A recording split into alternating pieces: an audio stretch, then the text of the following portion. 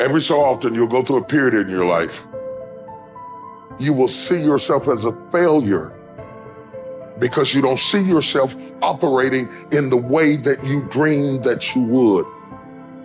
The pressure in your life right now has a purpose. It's not crushing you. It's pushing what's on the inside of you out. It shows you who you are. It's how you find out what's on the inside of you. I want to remind y'all of the power of the mind. You can think your way into stress. You can think your way into misery, frustration. But if you change your mind, it'll change your life. You just have to decide in your mind what you want it to be. You just have to wake up. You just have to break that negative spirit. You have to break through. There is nothing more practical than developing a vision. It's not some pie in the sky exercise. It's without a vision, you're chaotic and fragmented and hopeless and disappointed, and someone can stop you just by putting up a single obstacle. You're a house divided amongst itself. You have no forward movement. You're not enthusiastic, and that's to be filled with the Spirit of God, by the way. And your life is a sequence of disappointments and frustrations and tragedies, and you're a leaf blowing in the wind. And that is not what you're called to be. That's not what you're called to be. You're called to be a visionary constructor of the paradisal vision. Really, that's who you are. Terrible as that is to apprehend, we already will lose everything we have to lose.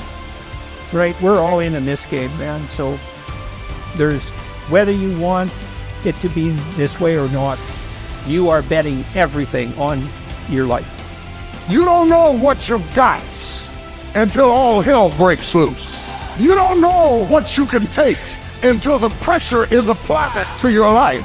You don't know what you can endure until people stab you in the back and walk away from you. You don't know how much courage you have until you've been under fire and under struggle and under tribulation.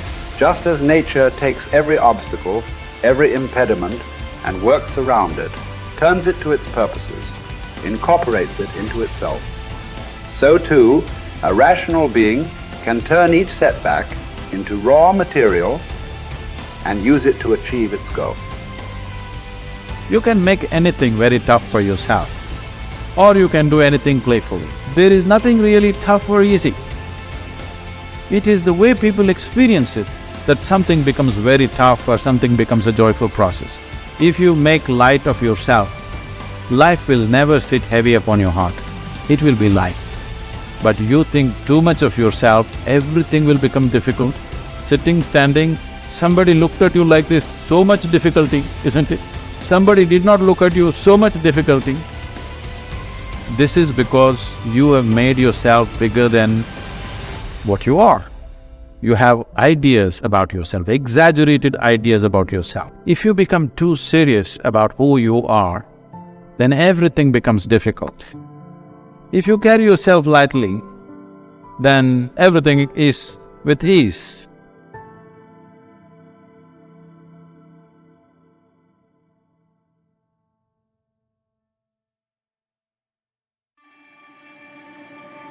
There's two great words of antiquity everybody should learn. Here they are, one's positive and one's negative. Here's the positive word from antiquity, behold. That's the positive word. Behold the possibilities, behold the opportunity, behold the future and give it design. Behold and look at the chances you've got. Behold, spring has come. Behold, the day has arrived. And the sun is shining and the shadows are fleeing away. Behold, the next person you can meet might be your friend for life. Behold, the next person might be a colleague forever. Behold, that's the positive word, behold. Now, here's the negative word, beware. Beware of what you become in pursuit of what you want. Beware. All of our lives we have to deal with behold and beware. When a kid goes to school, it's behold the opportunity and beware the dangers, behold and beware. So beware of what you become, pursuing what you want. Some things I went for in the very beginning cost me too much. I got so obsessed with some things that I found out later the price was too big to pay. If I would have known better, I never would have paid. But sometimes we learn when? After. So don't become so obsessed with something that you lose your sense of reason, or it costs you your friends. Don't be so obsessed with something that you compromise your virtues and your value. The story says Judas got the money. You say, well, that's a success story. No. It's true, 30 pieces of silver was a sizable sum of money, but it was not a success story. His name was Judas. Doesn't that ring a bell? It makes all the difference in the world. Judas got the money. Here's something interesting about the story of Judas. After he got the money, he was unhappy. Someone says, well, if you had a fortune in your hand, why would you be unhappy? And here's the key. He was not unhappy with the money. He was unhappy with himself. Here's a key phrase. The greatest source of unhappiness is self-unhappiness. It's not from outside the things that make us unhappy. Greatest devastating unhappiness is to be unhappy with yourself. Now, a mild form of unhappiness is constructive. The desperate form of unhappiness is destructive. It's like worry. We should all worry a little, but not let it destroy our lives. So it's called caution, but not undue caution. It's called fear and worry, but not the worry that kills you, not the worry that destroys you. It's like hate. You don't need to hate your job. Save your hate for the important things like evil, like the weeds that attack your garden, like the diabolical ideas that try to entice your children. Right? You don't need to hate everything.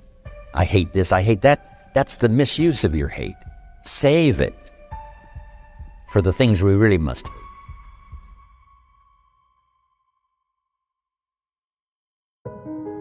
How long are you going to wait before you demand the best for yourself and in no instance bypass the discriminations of reason? You have been given the principles that you ought to endorse, and you have endorsed them. What kind of teacher, then, are you still waiting for in order to refer your self-improvement to him? You are no longer a boy, but a full-grown man. If you are careless and lazy now and keep putting things off and always deferring the day after which you will attend to yourself, you will not notice that you are making no progress, but you will live and die as someone quite ordinary. From now on, then, resolve to live as a grown-up who is making progress, and make whatever you think best a law that you never set aside. And whenever you encounter anything that is difficult or pleasurable or highly or lowly regarded, remember that the contest is now. You are at the Olympic Games. You cannot wait any longer, and that your progress is wrecked or preserved by a single day in a single event. Success is both a journey and a destination, isn't it? It is both the steady, measured progress toward a goal and the achievement of a goal. Success is an accomplishment, whether it be great or small, and it's an understanding of the potential and power of an entire human life. Success is an awareness of value, and it's the cultivation of value through discipline. It can be tangible or intangible. Success is a process of turning away from something in order to turn toward something else. From no exercise to exercise, from candy to fruit, from not investing to investing. Success is responding to an invitation to change, to grow, to develop, to become, to move up to a better place with a better vantage point. But most of all, success is making your life what you want it to be, considering all the possibilities, considering all the examples. What do you want for your life? That is the big question. Remember, success is not a set of standards from our culture, but rather a collection of personal values, clearly defined and ultimately achieved. Success is your better life for you, the design you give it, the dreams you accomplish. Making your life what you want it to be for you That is success.